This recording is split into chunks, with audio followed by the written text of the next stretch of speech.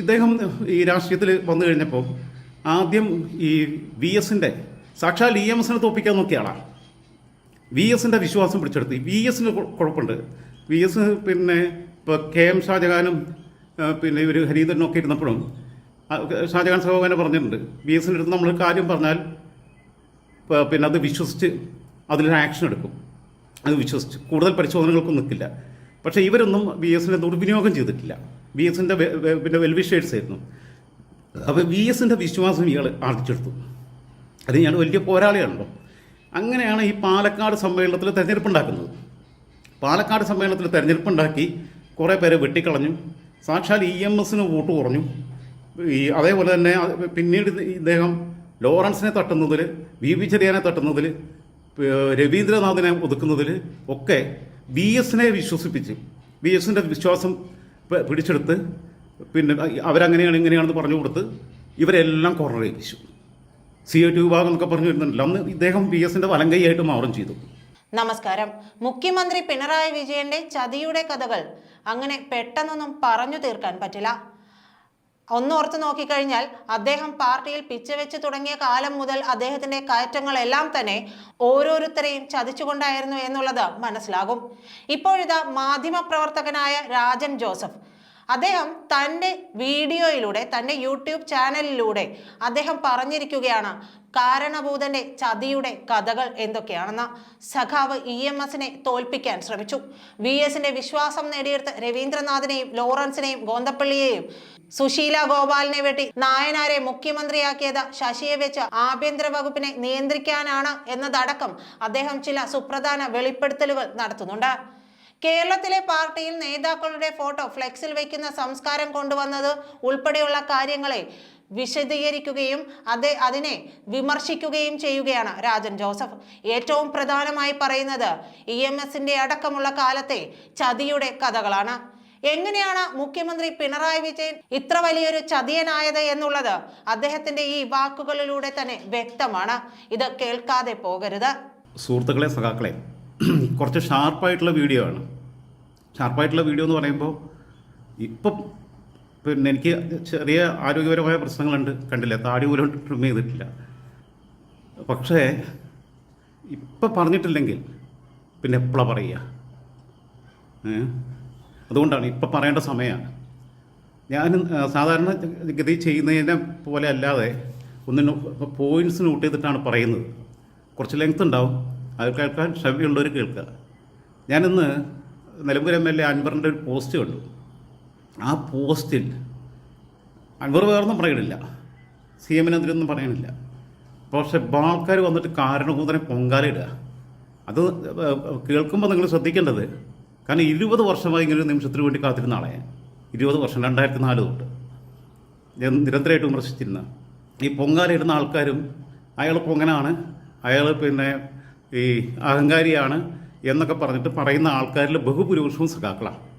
നിങ്ങൾ ആലോചിച്ച് നോക്കേണ്ടത്, 2004 പിന്നെ ഇയാളന്ന് സംസ്ഥാന ഗുണാണ്ടറാണല്ലോ.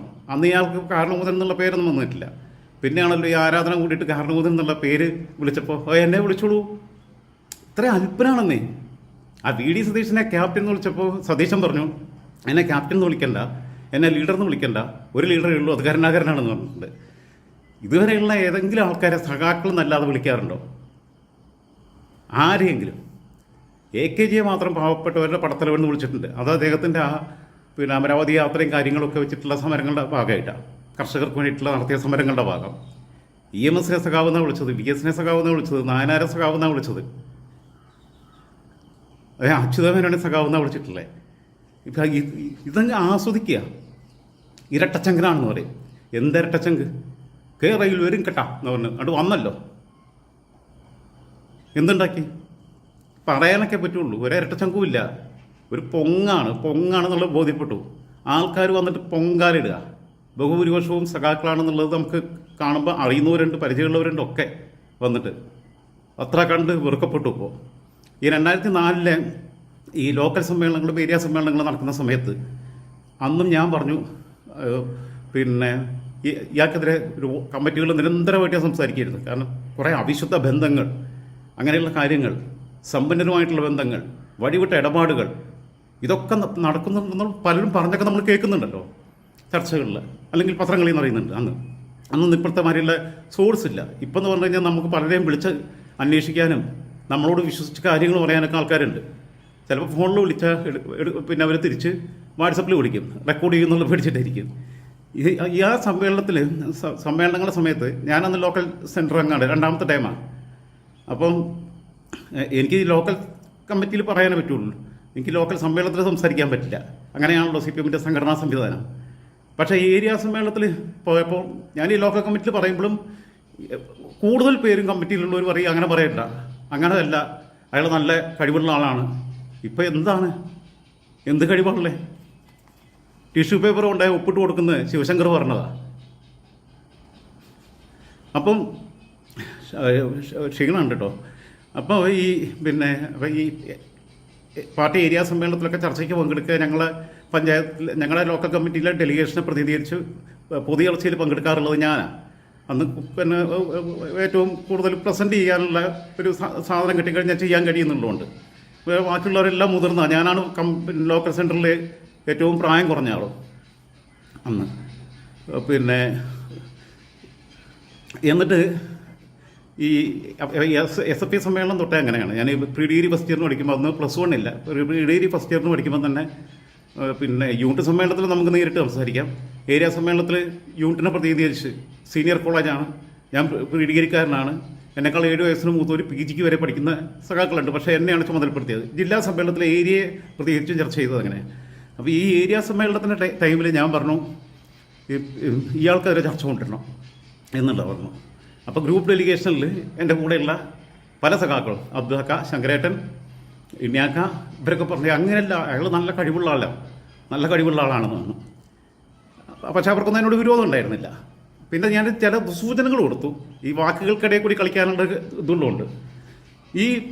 അത് കഴിഞ്ഞിട്ട് 2005 സംസ്ഥാന സമ്മേളനം നടക്കുന്നു. 2005 സംസ്ഥാന സമ്മേളനം നടക്കുമ്പോൾ P ശശിയെ അന്ന് ഒഴിവാക്കണമെന്നാണ് VS ഉൾപ്പെടെയുള്ളവർ ഏറ്റവും കൂടുതൽ ആവശ്യപ്പെട്ടത്. അത് കേൾക്കാത്തത് കൊണ്ടാണ് ഈ ഇലക്ഷൻ വരുന്നതും. പലിശ ഇലക്ഷനിൽ ഇയാളുടെ അപ്രമാദിത്വം ഉണ്ടായിപ്പോയി. VSൻ്റെ വേണ്ടി മത്സരിച്ച ആൾക്കാരൊക്കെ തോറ്റും പോയി. പക്ഷേ സമ്മേളനത്തിൽ മത്സരിക്കാൻ അവകാശമുണ്ട്. മത്സരത്തിൻ്റെ പേരിൽ പിന്നീട് പലരും കോർണർ ചെയ്തിട്ടുണ്ട്. ഇത് കഴിഞ്ഞിട്ട് ഞാൻ ഗൾഫിൽ പോകുമ്പോൾ 2006 ഗൾഫിൽ പോന്നു.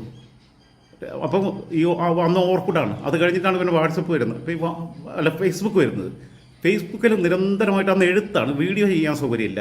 അപ്പം ഞാനിങ്ങനെ നിരന്തരമായി ഇയാളുടെ ഓരോ കാര്യങ്ങളും എടുത്തെടുത്ത് വിമർശിക്കുമ്പോൾ എന്നോട് ചില സഖാക്കൾക്ക് ശത്രുതയാവുന്ന അവസ്ഥയിൽ. കാരണം ഫാൻസാണ്, ആരാധകരാണ്. ഈ പൊട്ടന്മാരൊക്കെ ഇപ്പോൾ തിരിച്ചറിഞ്ഞു തുടങ്ങിയിട്ടുണ്ടാവുമെന്ന് ഞാൻ കരുതുന്നു. എന്തായിരുന്നാലും ഇദ്ദേഹം ഈ രാഷ്ട്രീയത്തിൽ വന്നു കഴിഞ്ഞപ്പോൾ ആദ്യം ഈ VSൻ്റെ സാക്ഷാൽ EMSനെ തോപ്പിക്കാൻ നോക്കിയ ആളാണ്. VSൻ്റെ വിശ്വാസം പിടിച്ചെടുത്ത്. VSന് കുഴപ്പമുണ്ട്. VS ഇപ്പോൾ KM ഷാജഹാനും ഇവർ ഹരീന്ദ്രനൊക്കെ ഇരുന്നപ്പോഴും ഷാജഹാൻ സഹോദരനെ പറഞ്ഞിട്ടുണ്ട്, VSൻ്റെ അടുത്ത് നമ്മൾ കാര്യം പറഞ്ഞാൽ അത് വിശ്വസിച്ച് അതിലൊരു ആക്ഷൻ എടുക്കും. അത് വിശ്വസിച്ച് കൂടുതൽ പരിശോധനകൾക്കൊന്നും നിൽക്കില്ല. പക്ഷേ ഇവരൊന്നും VSനെ ദുർവിനിയോഗം ചെയ്തിട്ടില്ല. VSൻ്റെ വെൽവിഷേഴ്സ് ആയിരുന്നു. അപ്പോൾ VSൻ്റെ വിശ്വാസം ഇയാൾ ആർജിച്ചെടുത്തു. അത് ഇയാൾ വലിയ പോരാളിയാണല്ലോ. അങ്ങനെയാണ് ഈ പാലക്കാട് സമ്മേളനത്തിൽ തെരഞ്ഞെടുപ്പുണ്ടാക്കുന്നത്. പാലക്കാട് സമ്മേളനത്തിൽ തെരഞ്ഞെടുപ്പുണ്ടാക്കി കുറേ പേരെ വെട്ടിക്കളഞ്ഞു. സാക്ഷാൽ EMSന് വോട്ട് കുറഞ്ഞു.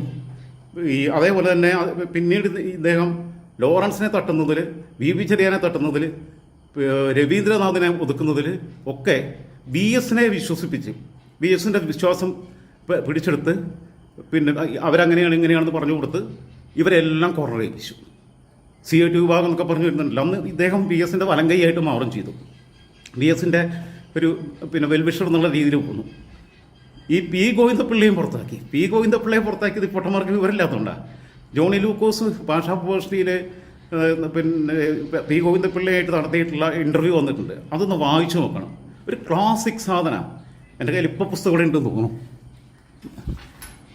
ഞാൻ 2 പ്രാവശ്യം വായിച്ചിട്ടുള്ള പുസ്തകമാണ് P ഗോവിന്ദപിള്ള. ഈ ഫോട്ടോ നിങ്ങൾക്ക് എല്ലാവർക്കും ഓർമ്മയുണ്ടാവും. ലോറൻസ് സഖാവ് കഴിഞ്ഞ ദിവസമാണ് മരിച്ചത്. ഓക്കെ, ഇങ്ങനെ ഇവരൊക്കെ ഒതുക്കി. പിന്നെ പാലോളിയും ഗുരുദാസനെയും ഒതുക്കാൻ പറ്റില്ല. കാരണം അവർ ഭയങ്കര ജനകീയരായിരുന്നു. മറ്റൊരു പറഞ്ഞാൽ ട്രേഡ് യൂണിയൻ പ്രവർത്തനങ്ങളും കാര്യങ്ങളൊക്കെ ആകുമ്പോൾ ജനങ്ങളായിട്ട് വലിയ ബന്ധമില്ല. പാലോളിക്ക് ഏറ്റവും കൂടുതൽ വോട്ട് കിട്ടിയിട്ടുള്ളതൊക്കെയാണ്. എനിക്ക് ഇന്ന് കേരളത്തിൽ ജീവിച്ചിരിക്കുന്ന സഖാക്കളിൽ ഏറ്റവും ഇഷ്ടം പാലോളിയാണ്. പാലോളി കഴിഞ്ഞാൽ പിന്നെ ഗുരുദാസനെ പോലെയുള്ള ആൾക്കാർ, VS ഇങ്ങനെയുള്ള ആൾക്കാർ. ഇത് കഴിഞ്ഞിട്ട് ഇയാളെന്ത് ചെയ്തു? ഇതിൻ്റെ മുമ്പ് 96 നായനാർ മിനിസ്ട്രി വരുമ്പോൾ പാർട്ടിയുടെ നിർദ്ദേശം സുശീല ഗോപാലൻ വരട്ടെ എന്നുള്ളതായിരുന്നു കേന്ദ്ര നേതൃത്വത്തിൻ്റെ നിർദ്ദേശം. അന്ന് നായനാരും VS തമ്മിൽ കുറച്ച് അകൽച്ചയിലുമാണ്, അഭിപ്രായ വ്യത്യാസങ്ങളുണ്ട്. പക്ഷേ പുള്ളി മീഡിയേറ്ററായിട്ട് നിന്നിട്ട് ഇത് പറഞ്ഞ് ശരിയാക്കി നായനാരെ ഇവർ മത്സരിപ്പിക്കുന്ന സ്ഥിതി എത്തി. അങ്ങനെ നായനാരും സുശീല ഗോപാലനും തമ്മിൽ മത്സരിക്കുന്നു, നായനാർ വിജയിക്കുന്നു, നായനാർ മുഖ്യമന്ത്രിയാവുന്നു. പിന്നെ രണ്ടാമത്തത് KN രവീന്ദ്രനാഥിനെ ആണ് സംസ്ഥാന സെക്രട്ടറി സ്ഥാനത്തേക്ക് നിർദ്ദേശിച്ചത്. പക്ഷേ അത് പിന്നെ വന്ന ആൾ കുഴപ്പമില്ലാത്ത ആളായിരുന്നു, ചടയൻ ഗോവിന്ദൻ. നല്ല സ്വഭാവമായിരുന്നു. സമീപകാലത്ത് നമ്മൾ കണ്ട ഏറ്റവും മികച്ച സംസ്ഥാന സെക്രട്ടറി ആയിരുന്നു. ചടയൻ ഗോവിന്ദന് ശേഷം പിന്നെ അങ്ങനെ നല്ല സംസ്ഥാന സെക്രട്ടറി വന്നിട്ടുമില്ല. അന്ന് സുശീലയ്ക്കെതിരെ നായനാരെ നിർത്തുമ്പോൾ അന്തരിച്ചു പോയ നമ്മൾ ദിനേശ് BD സഹകരണ സംഘത്തിൻ്റെ ആളായിട്ടുള്ള ട്രേഡ് യൂണിയനിസ്റ്റ് ആയിട്ടുള്ള കണ്ണൂരിലെ മുതിർന്ന നേതാവ് C. കണ്ണേട്ടൻ തന്നെയാണെന്ന് എനിക്ക് തോന്നുന്നത്. അന്ന് അതിനെക്കുറിച്ച് വാർത്തകൾ വന്നിരുന്നു. C. കണ്ണേട്ടൻ പറഞ്ഞു, പിന്നെ സുശീലത വരട്ടെ എന്നുള്ള നിർദ്ദേശം വെച്ചു, ഇലക്ഷനിലേക്ക് പോകരുത്. AKജിയുടെ ഭാര്യയാണെന്നുള്ളതുകൊണ്ടല്ലോ, സംഘടനാ രംഗത്ത് ഒരുപാട് കാലത്ത് അനുഭവമുള്ളത്, അവനൊരു വനിത വരട്ടെ എന്നുള്ളത്. ഇപ്പോഴും വനിത വരാൻ സംഭവിച്ചിട്ടില്ല. അങ്ങനെ മത്സരിപ്പിച്ച് തോപ്പിച്ചു. ഇത് കഴിയുമ്പോൾ ഈ നായനാരെ മുഖ്യമന്ത്രിയായിട്ട് കൊണ്ടുവരുന്നതിൻ്റെ പിന്നിലുള്ള ഉദ്ദേശം, ഈ നായനാരും കണ്ണൂർക്കാരനാണ്, നായനാരുടെയും പെറ്റാണ് അദ്ദേഹം. അപ്പം നായനാർ മുഖ്യമന്ത്രിയായി വരുമ്പം പാർട്ടിക്കകത്ത് ഈ സ്വാധീനം ഉപയോഗിച്ചുകൊണ്ട് നായനാരെ കൊണ്ട് അന്ന് കുറച്ചുകൂടി പാർട്ടി സഖാക്കൾക്ക് തന്നെ ഇഷ്ടപ്പെട്ട ആൾക്കാരെയൊക്കെ ഒന്ന് നിർദ്ദേശിക്കാൻ പറ്റും. അങ്ങനെയാണ് ഈ P. ശശിയെ അന്ന് പ്രൈവറ്റ് സെക്രട്ടറി പൊളിറ്റിക്കൽ സെക്രട്ടറി ആക്കുന്നത്. ഈ പൊളിറ്റിക്കൽ സെക്രട്ടറി ആക്കിയപ്പോൾ അതിൻ്റെ പിന്നിലുള്ള ഉദ്ദേശം ഇയാളെ പരിപാടികളെല്ലാം നടക്കും. കുഞ്ഞാലിക്കുട്ടിയുടെ കേസ് വരെ ഒതുക്കി കൊടുത്തില്ലേ, ഇയാളെ എല്ലാ പരിപാടികളും നടക്കും. കാരണം നായനാരാണെങ്കിൽ പൊളിറ്റിക്കൽ സെക്രട്ടറിയെ വിശ്വസിച്ച് ആഭ്യന്തര വകുപ്പ് കൈകാര്യം ചെയ്യാൻ പൊളിറ്റിക്കൽ സെക്രട്ടറിയെ ഏൽപ്പിച്ചും കൊടുത്തു. അങ്ങനെയാണ് സംഭവിക്കുന്നത് അന്ന്.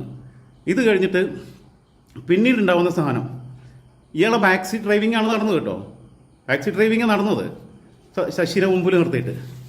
ഇദ്ദേഹത്തിന് എന്താണ് ഈ വഹാബുമായിട്ടും കുഞ്ഞാപ്പയായിട്ടൊക്കെയുള്ള ബന്ധം, അതന്വേഷിക്കണ്ടേ?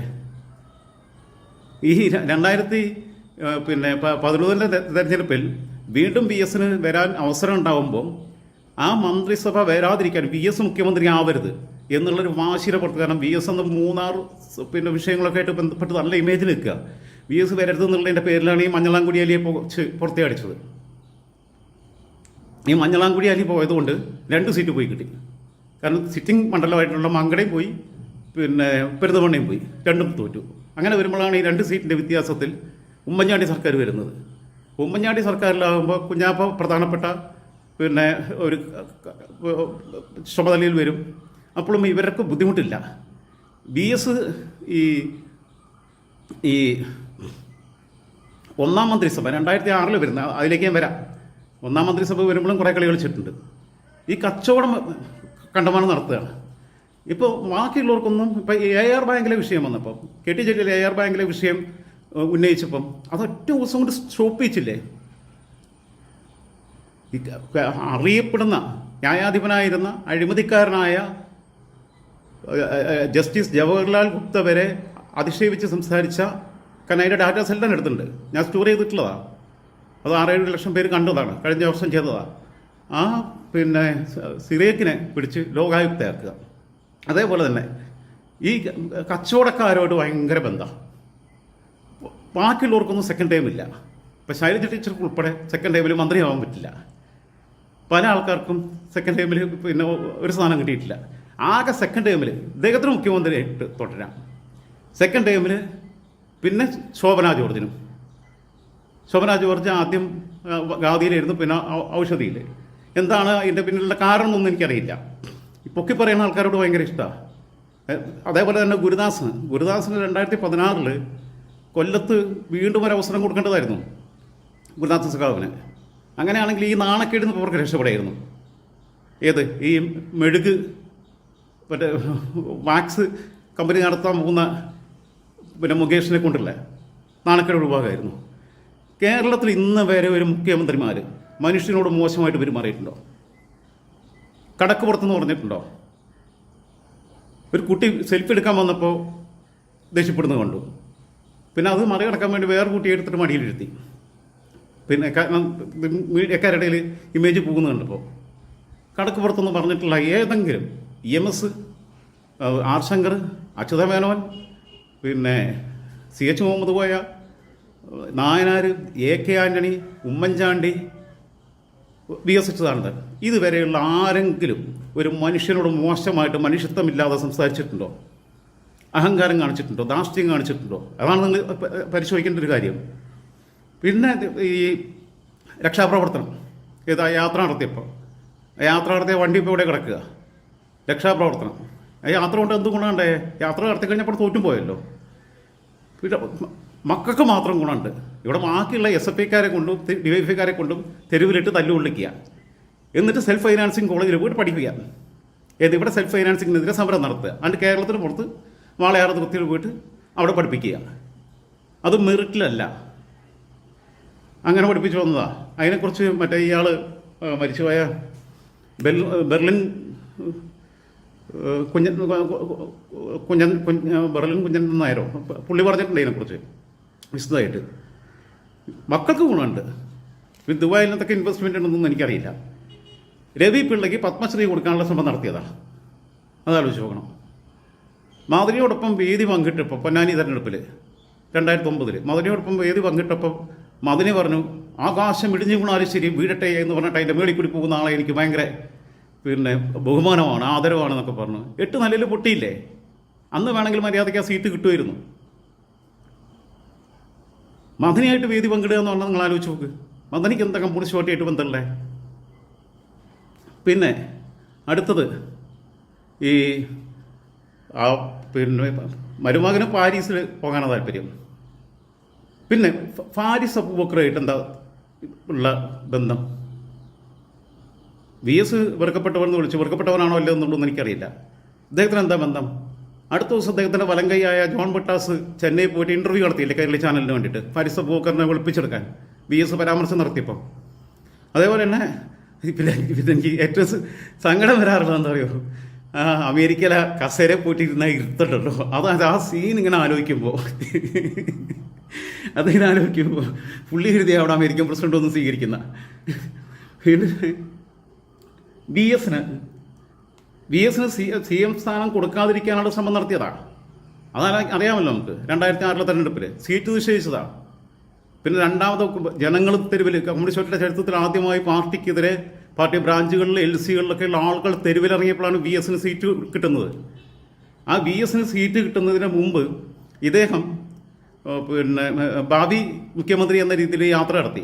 അന്നാണ് കേരളത്തിലെ കമ്മ്യൂണിസ്റ്റ് പാർട്ടിക്കകത്ത് നേതാക്കന്മാരുടെ ഫോട്ടോ വെക്കുന്ന രീതി ഉണ്ടായത്. കോൺഗ്രസിൽ പണ്ടേ ഉണ്ട്. കോൺഗ്രസിൽ സ്വന്തം കയ്യിൽ നിന്ന് പൈസ എടുത്തിട്ട് ഒരു ഫോട്ടോ അടിച്ചു വെക്കും, ഫ്ലെക്സ് വെക്കും. ഫ്ലെക്സ് സംസ്കാരം തന്നെ ശരിയല്ലല്ലോ. ഫ്ലെക്സ് സംസ്കാരത്തിനെതിരെ ഏറ്റവും കൂടുതൽ പ്രതികരിച്ചിട്ടുള്ള ആൾ VM സുധീരനാണ്. പക്ഷേ എല്ലാവരും ഫ്ലെക്സ് വെക്കുന്നുണ്ട്. ഫ്ലെക്സ് എന്ന് പറഞ്ഞാൽ പരിസ്ഥിതിയെ നശിപ്പിക്കുന്നൊരു സാധനമാണ്. അതാലോചിക്കണ്ടേ? ഇത് ഡിസ്പോസ് ചെയ്യുന്ന അല്ലെങ്കിൽ കൃത്യമായിട്ട് ചെയ്യണം. അവിടെ ഇവിടെ എല്ലാം റോട്ടിൽ കിടക്കും. ഈ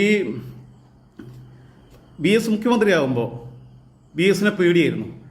VS പറഞ്ഞല്ലോ, പെണ്ണുപിടുത്തക്കാരെയും അഴിമതിക്കാരെയും റോഡിലൂടെ കയ്യാമം വെച്ച് നടത്തിക്കുന്ന തെരഞ്ഞെടുപ്പിന് മുമ്പേ പ്രഖ്യാപിച്ചു. അപ്പോൾ VS വന്നാൽ അപകടമാണ്. അപ്പോൾ അന്ന് ഇദ്ദേഹവുമായിട്ട് നല്ല ബന്ധമുണ്ടായിരുന്നതാണ് കോടിയേരി സഖാവ്. കോടിയേരി സഖാവിനെ ആഭ്യന്തര വകുപ്പ് മന്ത്രിയാക്കി, പിന്നെ വിജിലൻസും കൊടുത്തു. VSനെ ചിറകരിഞ്ഞ മാതിരിയായി. നായനാരുടെ കാലത്തും പിന്നെ ഇദ്ദേഹത്തിൻ്റെ കാലത്തും ഒക്കെ ഇദ്ദേഹത്തിന് ആഭ്യന്തരം കൊണ്ടുപോകാം. VSന് ആഭ്യന്തരം കൊടുത്തില്ല. പക്ഷേ ഈ പറഞ്ഞ കൂടെ നിന്ന കോടിയേരിയെ പോലും ചതിച്ചില്ലേ അവസാനം? ഞാൻ പറഞ്ഞ മറ്റുള്ള ആൾക്കാരെ ചതിച്ച കാര്യം പറഞ്ഞു. കോടിയേരിയെ പോലെ ചതിക്കുക എന്ന് പറഞ്ഞു കഴിഞ്ഞാൽ കോടിയേരിയുടെ വിലാപയാത്ര വേണ്ടാന്ന് തീരുമാനിക്കുന്നതിനകത്തുള്ള സ്വാധീനമൊക്കെ നമുക്ക് കൃത്യമായിട്ട് ബോധ്യമുള്ളതാണല്ലോ ആളുകൾക്ക്. വേണ്ട. T ശശിധരൻ എന്ന് പറയുന്നൊരു സഖാവിനെ, DYFIയുടെ സംസ്ഥാന സെക്രട്ടറി ആയിരുന്ന സഖാവിനെ സംസ്ഥാന കമ്മിറ്റി നിർത്തി കളഞ്ഞിട്ട് എത്ര കാലം വെയിലത്ത് നിർത്തി തൃശ്ശൂരെ മാളയിലെ. ഇപ്പോഴന്നൊരു DC-യിലും കണ്ടെടുത്തിട്ടുണ്ട് തോന്നുന്നുണ്ട്. അതേപോലെ തന്നെ അപ്പോൾ ആരാണ് കൂടെയുള്ളത്? കണ്ണൂരിൽ നിന്ന് MP ജയരാജൻ ഉണ്ടാവും. പിന്നെ കാസർഗോഡ് നിന്ന് ആരുണ്ടാവുമെന്ന് എനിക്കറിയില്ല. ശൈലജ ടീച്ചർ ഉണ്ടാവില്ല. P ജയരാജൻ നിൽക്കില്ല. EP ജയരാജൻ നിൽക്കൂല. MP ഗോവിന്ദ മാഷ്ക്കും എൻ്റെ വേറെ താല്പര്യങ്ങളുണ്ടല്ലോ. പിന്നെ കോഴിക്കോട് എത്തിക്കഴിഞ്ഞാൽ മോഹൻ മാഷ് നിൽക്കുമോ ഇല്ലെന്ന് എനിക്കറിയില്ല. കാരണം മോഹൻ മാഷും P ജയരാജനും തമ്മിൽ നല്ല ബന്ധമുള്ളതാണ്. TP രാമകൃഷ്ണനും സത്യസന്ധനായൊരു സ്വഭാവമാണ്. വയനാട്ടിൽ നിന്ന് ആര് നിൽക്കും? അതേപോലെ തന്നെ മലപ്പുറത്ത് നിന്ന് ആര് നിൽക്കുന്നുള്ളത് എനിക്ക് പറയാൻ വയ്യ. ഇവരൊക്കെ സ്റ്റാൻഡ് മാറാൻ സാധ്യതയുണ്ടല്ലോ. പാലക്കാട് നിന്ന് കൃഷ്ണദാസ് നിൽക്കുമോ? തൃശ്ശൂരിൽ നിന്ന് ഇത്തരം കാര്യങ്ങൾക്കൊക്കെ ഇപ്പോൾ പാലോളി കഴിഞ്ഞാൽ എനിക്ക് ഇഷ്ടപ്പെട്ട മറ്റൊരു സഖാവാണ് കെ രാധാകൃഷ്ണൻ. കെ രാധാകൃഷ്ണനെ പോലുള്ള ആൾ സത്യസന്ധമായി തീരുമാനം എടുക്കുന്ന ആളാണ്. കെ രാധാകൃഷ്ണൻ നിൽക്കുമോ? PK ബിജു അങ്ങനെ നിൽക്കുന്നു തോന്നുന്നുണ്ടോ? PK ബിജുവിന് MP ഗോവിന്ദ മാഷോടാണ് കൂടുതൽ ലോയൽറ്റി ഉള്ളത്. പിന്നെ നിൽക്കും AC മൊയ്തീൻ നിൽക്കും. അങ്ങനെ ഓരോ സ്ഥലത്ത് എറണാകുളത്തുനിന്ന് ചിലപ്പോൾ സ്വരാജ് നിൽക്കും. പിന്നെ CN മോഹൻ നിൽക്കും. ചന്ദ്രമുള്ള നിൽക്കുന്ന ഞാൻ കരുതുന്നില്ല. ഇങ്ങനെ ഓരോ സ്ഥലത്തു നിന്നുള്ള ആൾക്കാർ കടകംപള്ളി നിൽക്കുമോ? പിന്നെ കൊല്ലത്തുനിന്ന് ചിന്ത നിൽക്കും. റഹീം സ്റ്റേറ്റ് എമ്മിലുണ്ടോ എന്നറിയില്ല, ഉണ്ടെങ്കിൽ നിൽക്കും. റിയാസ് നിൽക്കും. റിയാസിന് വേണ്ടി നിൽക്കാൻ പറ്റില്ലല്ലോ. അതിനകത്ത് സംസ്ഥാന കമ്മിറ്റിയുടെ തന്നെ ഒരു സ്ട്രക്ചറിൽ മാറ്റം വന്നിരിക്കുന്നു എന്നുള്ളതാണ്. മറ്റേത് ഏകാധിപതിയായിരുന്നു. പാർട്ടിയെയും സർക്കാരിനെയും ഒരുമിച്ച് നിയന്ത്രിച്ചുകൊണ്ടിരുന്നു. ബാക്കിയുള്ളവരൊക്കെ റബ്ബർ സ്റ്റാമ്പാക്കിയിട്ട് ക്യാബിനറ്റിൽ മര്യാദയ്ക്ക് ബ്രീഫിംഗ് നടക്കാറില്ല എന്നുള്ളത് ഒരു മുൻമന്ത്രി കഴിഞ്ഞ ടൈമിലുണ്ടായിരുന്ന CPI ഒരു മന്ത്രി എന്നോട് പറഞ്ഞതാണ്. ക്യാബിനറ്റിൽ വരും, കുറച്ച് കാര്യങ്ങൾ പറയും, ചായ കുടിച്ച് പിരിയുക. എന്തായിരുന്നാലും ഇപ്പോൾ എനിക്കിത്രേ പറയാനുള്ളൂ. കാരണഭൂതൻ്റെ യുഗം അവസാനിക്കുകയാണ്. കാരണം പാർട്ടി സമ്മേളനങ്ങളിലേക്ക് പോവുക. പാർട്ടി സമ്മേളനങ്ങൾ ഗൗരവമായ ചർച്ച നടക്കും. പഴയ പോലെയുള്ള ജനപ്രീതിയില്ല. അതിൻ്റെ റിഫ്ലക്ഷനാണ് അൻവറിൻ്റെ പോസ്റ്റിലടിയിലൊക്കെ വന്നിട്ട് ഓരോരുത്തർ ഇടുന്നത്. ആലോചിച്ച് നോക്കണം. അതായത് ഞാൻ പറയട്ടെ, പ്രേമേന്ദ്രനെ പരനാറി എന്ന് വിളിച്ച ഇയാൾ അതിനേക്കാൾ പരമനാറിയാണ്. പ്രേമേന്ദ്രനാണോ ഇല്ലോ എന്നൊന്നും എനിക്കറിയില്ല. ഇയാൾ പരമനാറിയാണ്. അത്രേ എനിക്ക് പറയാനുള്ളൂ. അതിൻ്റെ പേരിൽ എന്തുണ്ടായാലും കുഴപ്പമില്ല. എന്തായാലും സുഖമില്ലാതിരിക്കുക. സ്വാഭാവികമായിട്ടും ചിലപ്പോൾ നമ്മൾ ചത്തു പോവുക. ഒരു കൊല്ലുകയാണെങ്കിൽ കൊല്ലുക, അത്രയേ ഉള്ളൂ. കാരണം ഇയാൾക്ക് വലിയ പിന്നെ ബന്ധങ്ങളും കാര്യങ്ങളും അങ്ങനെയുള്ള സംവിധാനങ്ങളുണ്ടല്ലോ.